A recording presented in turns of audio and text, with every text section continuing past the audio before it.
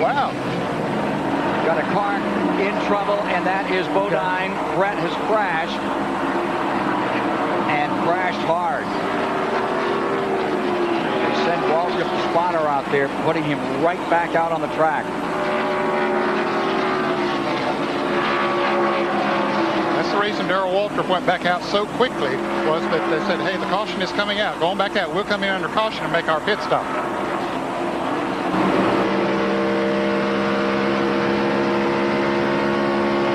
Back there in 7th.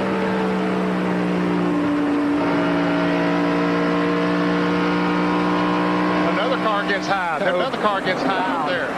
It's Chuck Bound, who had gone behind the wall for a while and is back out there now, but he was right on the outside of Rusty Wallace going into that turn, and the car just got a little bit too high for him. Got up in that loose stuff, and around he went. No caution out. No caution. Well, they lost an engine yesterday on this car. They lost a crew chief on a Saturday morning before a race a week or two back. They're rebuilding that team. What a bad break for Chuck Bound, who's out for almost a year after he and Sterling Marlin had that collision a year ago at Pocono, Pennsylvania. Bound on pit road.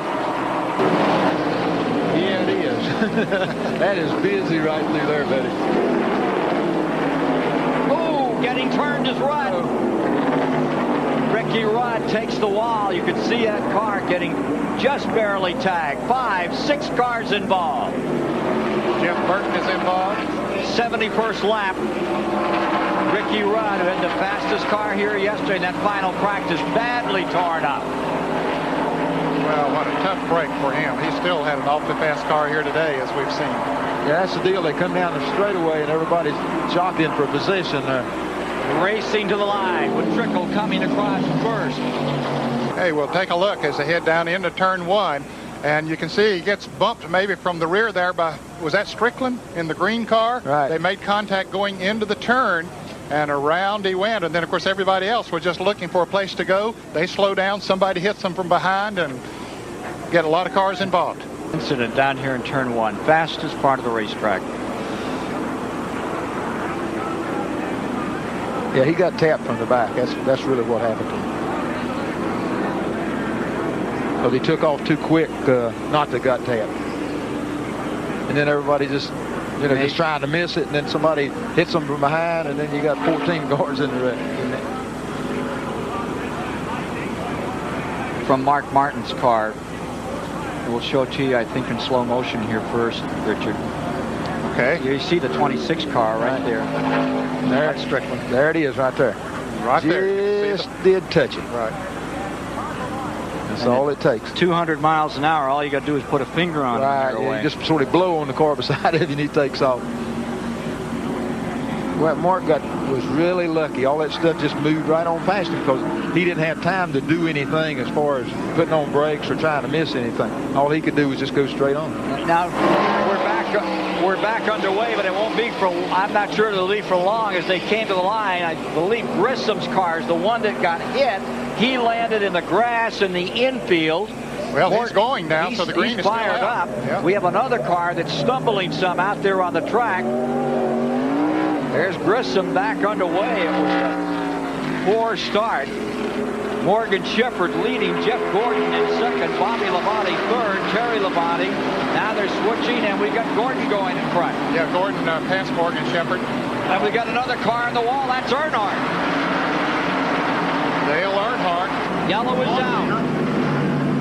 So we'll get Richard Petty and Ned Jarrett in here. This was at the restart. 21 was your leader. Gordon was in second. There you see the 29 car down on the bottom. Excuse me. They're lined up double file for the restart. There's Steve Grissom down. And something happened to Bill Elliott. I mean, he may be accelerating and it shot his car right up into Lake speed, and that caused a chain reaction situation. Well, something looked like something hit Lake in the back. I don't know what the, you know what I mean? Looked like the car behind Lake hit him, got him sideways. So, okay, let's take a look again as we watch Earnhardt. His car is stalled up there. The safety people there looking at him. We're going to take a look again at this restart as he come around double file here now. And here's Bill Elliott. He's down on the inside. And in slow motion, this time coming by, and the 77, they start to accelerate. Yeah, something happened. I wonder if the 77, maybe whoever's right behind. I think they hit Lake, and that got Lake sideways, and then that just everybody else was trying to go, and it just they didn't go. A big mix-up here on the restart. And then Earnhardt went on around to the backstretch or 3 and then run into the wall, I'm not so sure that it was Lake. It might have been that other car, and they're still working with Earnhardt in there. Now let's take a look at what happened to Dale. Oh, wow. Something let go on that car. It looked like going, or he got hit from behind or something. He just shot up into the wall, And see if we can figure out what maybe did happen as he went into the turn. See where he is on the racetrack here now. Okay, right there he is. He goes up. He was on the inside. See this white car right there was on the inside of Earnhardt going into the turn.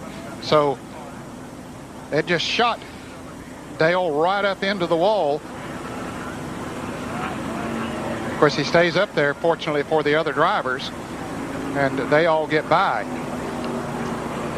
But it was hard to tell if there was contact made between those two cars. The high shot was so pretty far away. So far away, it's really hard to come in and see what's going on. 10.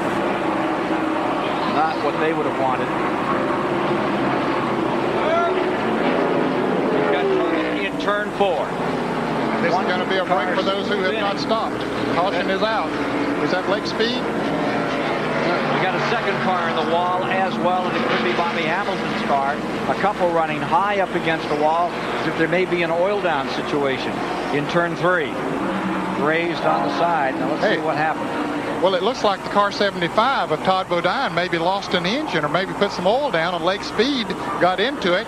He does a great job of keeping that car totally out of the wall. He might have brushed the wall, but it finally gets loose with him. Spins her on around. Makes a 360. It's down on the grass and keeps going. That's about what happens when that 75 blows. These couple cars come in there and hit that oil, and that party's over. And quickly went a lap down, but Rusty Wallace and Mark Martin have hooked up in a draft of their own out there trying to hold off that streaking Chevrolet. Yellow is out. We've got a caution on the track. Okay, this is going to be the break that Mark Martin and Rusty Wallace are looking for. Darrell Waltrip gets into the wall. Yeah. Waltrip is in the wall. Nemechek has pulled in. I think there's been an oil down coming out of 2. Oh, no. And here's Sterling Marlin and Terry Labonte trying to get their lap back. Race is to the line. Waltrip with those badly bruised and broken ribs. Here they come fighting down to the stripe, trying to get that lap back. Well, you know that Bobby Labonte was going to let his brother get the lap back, but Sterling Marlin came along with him, too. Now watch here. Upper left of your screen, folks.